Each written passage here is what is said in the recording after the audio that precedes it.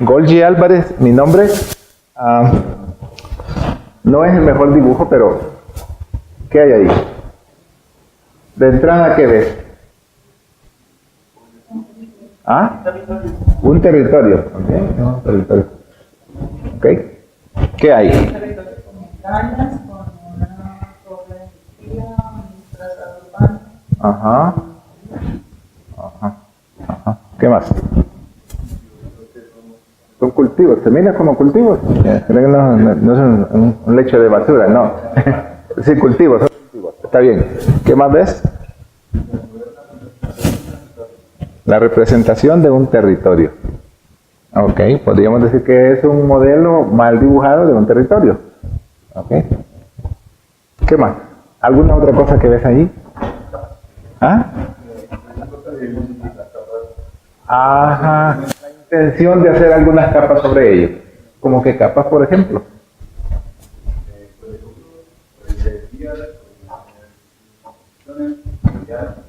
Ok.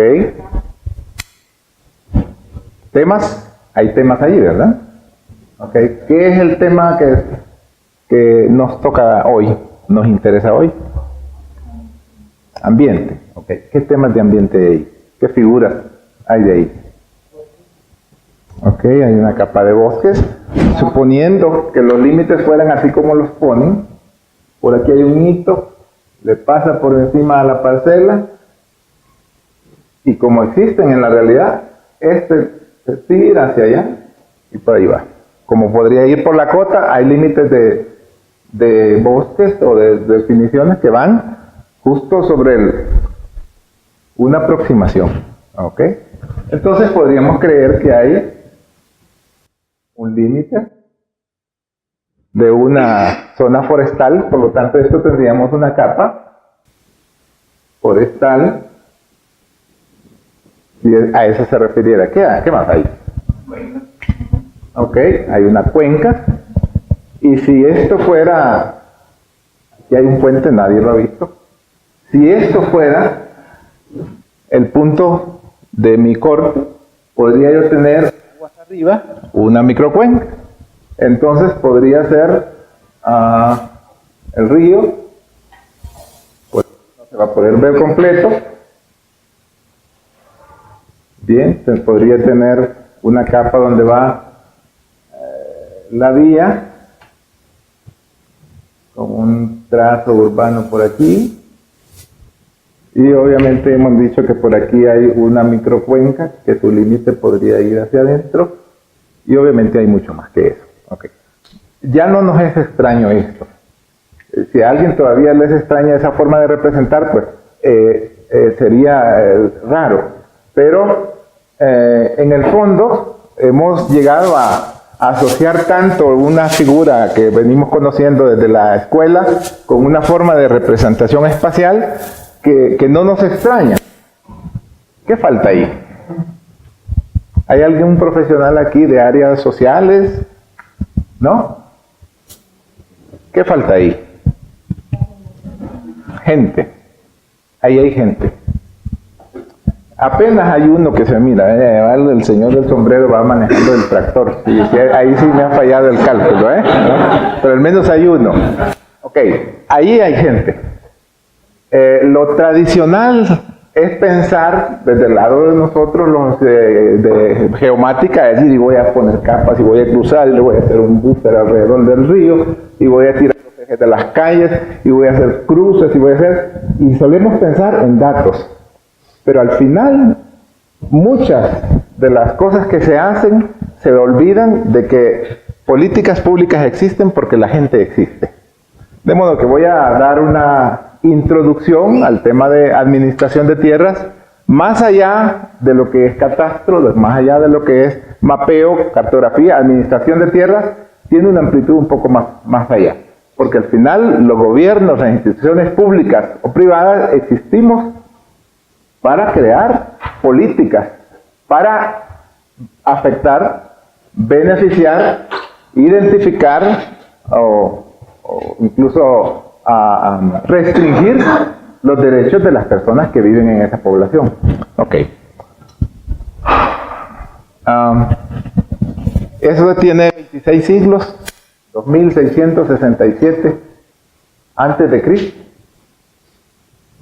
Dice, y compré la heredad a Nanael, hijo de mi tío, cual estaba en Anatot, y peséle dinero 17 ciclos de plata. Y escribí la carta, selléla, hice atestiguar ante testigos, pasé el dinero por balanza, tomé la carta en venta, selléla según el derecho y costumbre, el traslado abierto. Muchas veces creeríamos que nuestros términos legales, ¿verdad? Del folio real, del folio personal, del derecho privado, es reciente, es moderno, decimos. Sin embargo, eso es 650 años antes de Cristo, en Anatot, e incluso la representación gráfica de lo que sería esta parcelita allá arriba en la montaña. Okay. Si algo tiene la administración de tierras, es que como modelo no ha cambiado. Sigue siendo el mismo modelo de negocio. O sea, lo que hacían hace 2667 años era representar relaciones entre estas figuras geométricas que en su mayoría de veces no tenía mapa, no tenía, el mapeo llegó mucho después, pero es el mismo. Es decir, no ha cambiado en todo este tiempo de siglos. Los egipcios hacían planes de ordenamiento por sus temas de crecidas y de la forma como el río Nilo les inundaba, asociados a temas religiosos y a otras figuras. Sin embargo, el modelo de negocio de la administración de tierra no ha cambiado, sigue siendo relaciones entre las personas y la realidad. Personas, gente que vive en algún lado y que lo que tiene son relaciones. La naturaleza y las personas hacen esa relación. Y vea que digo la naturaleza y no la tierra, porque en realidad la administración de tierra se va más allá de la superficie. Incluye derechos bajo la superficie, incluye derechos sobre la superficie, incluye derechos entre la superficie y él, como por ejemplo una infraestructura. El puente es un intermediario entre el ser humano y la naturaleza. Entonces, ¿qué significa eso? Que entre esa manera de representarlo, como yo lo he hecho de manera empírica, como lo haría un niño de escuela, la forma como lo hacían hace 2600 años, y una forma de decir que esta naturaleza se representa en capas, y esas capas terminan siendo nodos de una infraestructura, y que luego se convierte en un modelo interoperable, es lo mismo, es lo mismo. Ellos aquí no podían hacer un cruce de datos espaciales y decir si tenía restricciones la Tierra. No podían hacerlo, obviamente, ¿va? Pero lo sabían. Sabían si la Tierra tenía algunas razones de interés público, aunque no las aplicaran de esa manera. Entonces, ¿qué es administración de tierras? A ver, una definición. Ya. ¿Qué es entonces administrar tierra?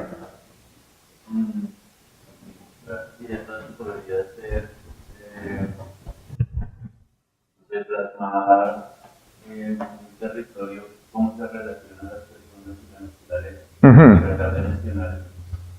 Ya. Ok, ¿es una ciencia?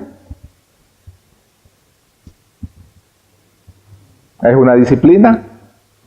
¿Es un arte? Bueno, yo creo que es bastante un arte, pero es un proceso.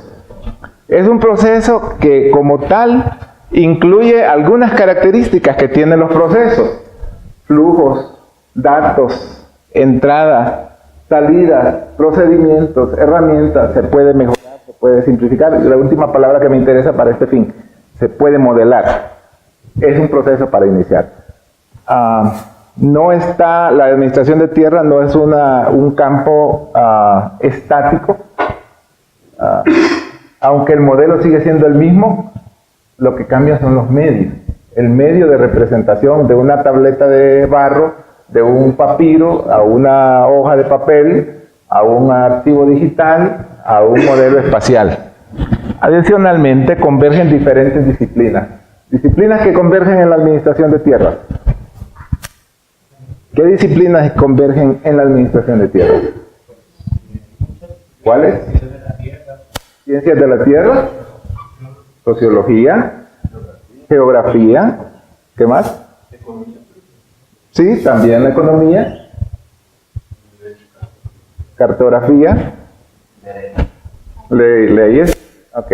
Convergen diferentes disciplinas: catastro, derecho de propiedad, ciencias de la tierra, servicios tecnológicos, geomática, una serie de disciplinas que intervienen para poder decir esta parte de aquí va a ser el cultivo y por lo tanto lo va a ser controlado por el Ministerio de Agricultura. El río va a ser controlado por el Ministerio que lleva recursos hídricos, pero como zona de inundación y zona de riesgo la va a llevar el ministerio que lleva el tema de contingencias y riesgos. La parte catastral la va a medir el Instituto Catastral, el IGAC. Las torres de alta tensión van a ser una disciplina que lleva el instituto que lleva infraestructuras, pero adicionalmente si hay afectaciones sobre ese territorio hay una entidad que lleva las indemnizaciones y expropiaciones, es decir, una cantidad de disciplinas que intervienen. Adicionalmente, hay muchos actores. ¿Actores? ¿Cuáles? Los propietarios, obviamente, pueden ser propietarios, ocupantes, tenedores, invasores, son tenedores de la tierra. ¿Qué más? ¿Qué otros actores? El Estado, el ente normador, el ente legislador, el ente que ejecuta sobre ellos. Y estos normalmente tienen intereses particulares, y esto es lo que nos lleva al tema de la infraestructura de datos, en donde cada quien es dueño de su disciplina, y donde lo que planteaba Moisés, se mueren aquellos conceptos antiguos en lo que decían yo voy a tener los datos cartográficos de todo el país, y yo voy a ser el guardador de esos datos. Eso es de los 60, 70, donde se esperaba que una institución pudiera ser controladora de la información. En la medida que van entrando el tema de IDES, se va definiendo que cada quien es responsable de sus datos. Lo que hay es un ente que norma y dice, me lo vas a hacer con esta calidad, con esta precisión, con estos atributos, los vas a disponer en tal formato para que sean visibles a la población. Entonces entra el tema de la infraestructura de datos espaciales, notarios, catastrales, municipalidades, personas naturales, personas jurídicas, entidades normadoras, aplicando estándares y normas. Y en este tema de estándares, uno de ellos, el que voy a mencionar, es el que nos tiene en tema de hoy. Si la administración de tierras es tan antigua, ¿por qué tardó tanto en llegar a haber un estándar? Esa es una pregunta del siglo, porque la experiencia nos dice cuando vas a cada país tiene su propio sistema, tiene su propio registro, tiene su propio, y cuando quieres hacer compatibles entre uno y otro, no funciona. Traes una empresa israelí que venga a poner un sistema y te dice, yo tengo uno que ya funciona en Israel, y lo traes acá y te das cuenta de que tampoco tiene la misma lógica. Vas a Irán, por ejemplo, y en Irán te das cuenta que los derechos de propiedad son administrados por árbol genealógico, de modo que una persona puede tener el derecho 622 de 1836 derechos. O sea, al final se necesita un estándar para administración de tierras, y ese se llama ISO 19152. Al final, como resumen de esto, es un proceso donde convergen diversas disciplinas, múltiples actores, aplicando estándares y normas para obtención, actualización y publicidad de relaciones entre los bienes territoriales y las partes interesadas. Esta gente que están aquí tienen interés en esta tierra, y el mantener esa relación, el publicitarla, el actualizarla y el administrar esa relación, eso es en el fondo la administración de tierras. Simple. ¿Qué es y qué no es la norma? Entonces, si la norma ISO 19152 es un estándar para la administración de tierras, debo hacer algunas aclaraciones porque no es así de simple. Cuando te vas a ver un estándar de, por ejemplo, la ISO 9001, y la agarra un ingeniero en procesos, y la agarra y dice, ay, qué fácil, dan los métodos, y de esos métodos tienes que convertirlos en normas, instrumentos, formatos, procedimientos, tareas y hay forma de llegar a ello porque es ya muy manejada y está tan documentada que es muy accesible a que lo entienda incluso alguien que no es experto. No quiere decir que la pueda implementar, pero sí entender. LADM significa Land Administration Domain, modelo de dominio de la administración de la tierra. De modo que no es un estándar de aplicación, es un estándar de dominio. O sea, es un estándar más de semántica que decir cómo yo debo hacerlo. Y es una norma para adoptar el LADM. Claro, la diferencia entre estas dos cosas. LADM es un modelo de dominio. La ISO es una norma para poder adoptar este. Entonces, la diferencia entre una y otra de el LADM es una cosa más conceptual, de definición, que dice deberían llamarle así a las partes interesadas, debería llamarle así a los objetos territoriales, debería llamarle así a las relaciones de restricciones y responsabilidades. El LADM es en sí es un estándar de dominio, de manejo de las cosas. El ISO nace allá en 2012 y dice, para adoptar esa norma, esta es un mecanismo ya normado por la ISO. Entonces, 3 razones que justifican que exista un estándar en este sentido. Razón viene de rationis, que significa conceptualización, que significa sentido común. Quiero darle 3 razones de sentido común por qué cualquier está urgido por esto. Número 1, la administración de tierra es un tema de vigencia global. Siempre lo fue catastro, siempre lo fue registro, pero hoy día se quiere hablar un poco más que eso, del tema de restricciones, del tema del derecho público, la relación entre el derecho público y el derecho privado, las políticas territoriales, las fronteras verdes, ese tipo de cosas. ¿Llegó el café? Ok, termina esta lámina. Lo que tenemos ahí es un dibujo mejor que el que yo he hecho allá, pero que nos dice que siempre existió una necesidad, a pesar de que el significado de la tierra haya cambiado. Entonces, si siempre ha habido una necesidad, ¿por qué no siempre hubo un estándar? Porque no siempre hubo condiciones de quererlo mantener bajo formas digitales, formas gráficas que llegaron mucho después. El derecho nuestro, ¿de qué derecho proviene? Del derecho romano. ¿Y el derecho romano de dónde proviene?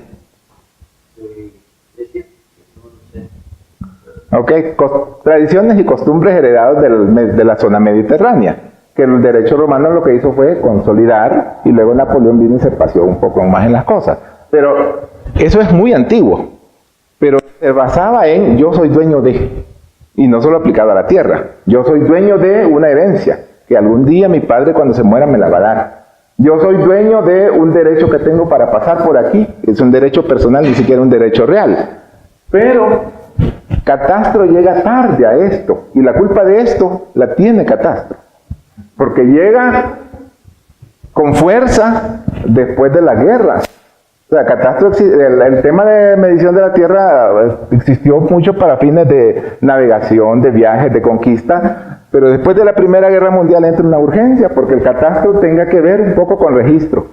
Después de la Segunda Guerra Mundial, mucho más fuerte, y entonces entra en la necesidad de que se acerque catastro y registro con papeles, a pesar de que con papeles siempre existió. Va usted a Holanda y va a ver que el folio real existió ya integrado catastro y registro y era de papel.